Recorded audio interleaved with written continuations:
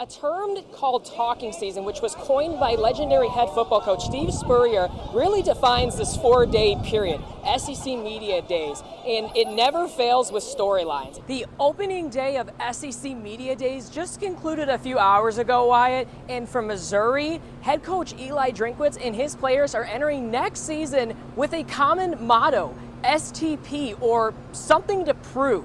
It's the unofficial beginning of the SEC football season. Now, from defensive players they're discussing how to repeat last year's success, and to the quarterback situation. When one door closes, another opens. And for Mizzou football, that meant landing a quarterback recruit for the class of 2024. Three-star recruit Aiden Glover announced his commitment to Mizzou via Twitter this afternoon. There's one thing that won't change in the 2024 SEC football season when Oklahoma and Texas join the conference. The SEC will continue to play 8 conference games, but there's also a twist. The top 2 teams in the 16-team standings will compete for the SEC championship. This means the conference will drop the divisions that season. The Dennis Gates era will kick off on November 7th with the Tigers hosting Southern Indiana. Also, there will be a first-time opponent coming to Columbia, Penn. The Mizzou men's basketball team released their non-SEC conference games for the upcoming season via Twitter videos. From a Hoosier to a Tiger, Mizzou officially announced the signing of Indiana transfer Tamar Bates. Bates averaged 6.5 points per game for the Hoosiers last year in a limited role, yet he was still Indiana's second-best three-point shooter. Well, lights, camera, action. You may remember Kobe Brown just became an LA Clipper in this very moment just 2 weeks ago, but this weekend marks the beginning of Brown's development as a pro. Brown will make his summer league debut this Saturday against the Utah Jazz. 12 years ago, unranked Mizzou men's basketball hosted ranked Iowa State. That was a quadruple overtime classic where the Tigers defeated the Cyclones 112-109 behind Clarence Gilbert's 43 points. Today is no different. Red, white, blue, and Alex Honnold too. Mizzou softball star Alex Honnold will represent the entire country this summer on Team USA. The past, the present, and, well, the future. The Blues used all 9 of their draft picks in the 2023 NHL Draft. Now, you may remember the Blues made 3 first-round selections last night. They drafted centers Dalibor Dvorsky and Otto Stenberg and used that last pick on defenseman Theo Lindstein. There are several rivalries in sports, from Joe Frazier and Muhammad Ali to the Chicago Cubs and St. Louis Cardinals. And lately, the Cardinals have been messing with President of Baseball Operations John Mozeliak's mind. They're winning games and winning series recently. Cardinals opening a 4-game road series against the Cubs, and the Cardinals waste no time. Wilson Contreras blasts one to left for an RBI double. The villain returns with vengeance to the friendly confines, and Tyler O'Neill seeing his first action since early May, returning from the 60-day injured list. He led off the 4th with a blooper to right for a double.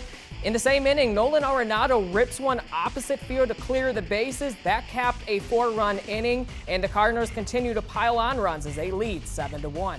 Battle taking on California in the 3rd-place game in Herman. Kalen Johnson started this one off with an easy layup, and that makes 1,000 career points for Johnson. Congratulations to her. We head to the 4th quarter in this game. Jalea Brookins makes it 45-37 Spartans, but California goes on a 9-0 run. Laura Friedrich breaks the record for most threes in Herman tournament history. Battles lead down to 1.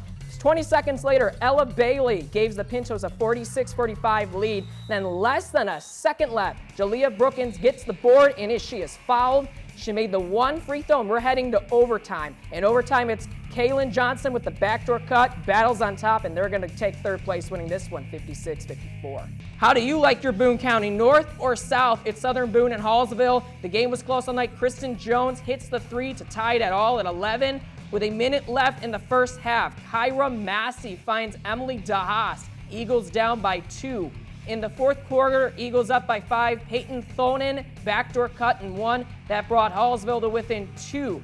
But with 40 seconds left, Southern Boone up 2. Nice find down the court to Chloe Bukowski. She scores the bucket as the Eagles take it 54-47. It's the Catholic clash for F&F Hoops. Tolton looking for a 3rd straight win against Helias. Senior night in the stable, Tolton winners of 6 out of 7. Helias losers of 4 in their last 5. Nice start to senior night. Senior Evans, Apollon throwing it down. Tolton by 2. Helias though spoiling the party. Jacob Rembecki drills this 3. Helias led by 10 at halftime. Then it's Rembecki again draining this floater. The Crusaders led by as many as 19. But here comes Tolton. Isaac Porter, another senior, beats the 3rd quarter buzzer with this 3.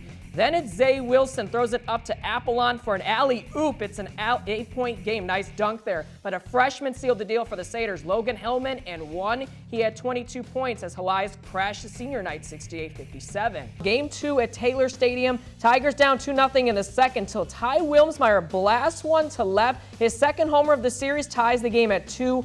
But Vanderbilt answered immediately. R.J. Schreck goes opposite field to drive in a run to retake the lead. Vandy had another run later in the inning, 4-2 Commodores. Like the series opener, this contest came down to the wire. Trey Morris laced that one to load the bases for Mizzou in the ninth. And that's where Matt Garcia became a hero. A walk-off 2-run single as the tying run right there, and Isaiah Frost slides in right there with the winning run. Tigers end Vanderbilt's 13-game winning streak. They'll try to take the series today at 2 o'clock. Columbia College softball coach Wendy Spratt had a chance to etch her name in Columbia sports history. Spratt aimed for her 1,000th career win. She's been the Cougars coach since 1995.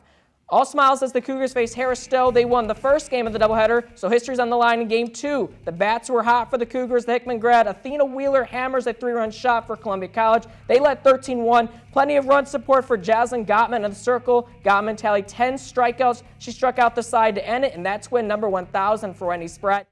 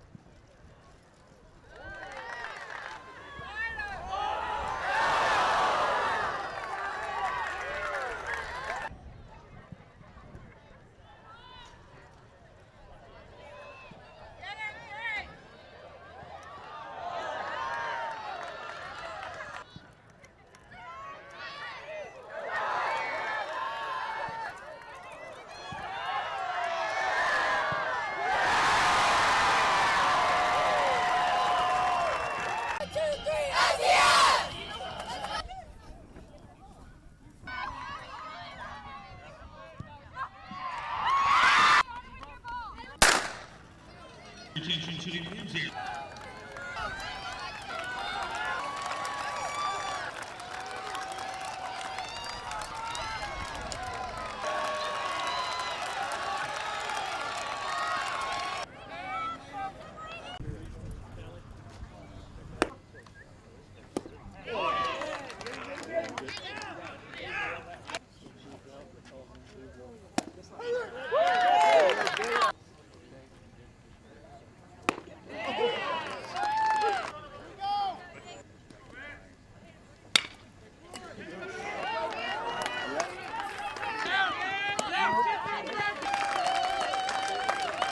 District 9 final between the America and those who served.